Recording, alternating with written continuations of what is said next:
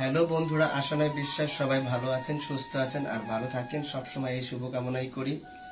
ইতিমধ্যে যারা চ্যানেলটি সাবস্ক্রাইব করে সাথে আছেন তাদেরকে অসংখ্য অসংখ্য ধন্যবাদ। আর যারা এখনো চ্যানেলটি সাবস্ক্রাইব করেননি, যদি আমার বাসায়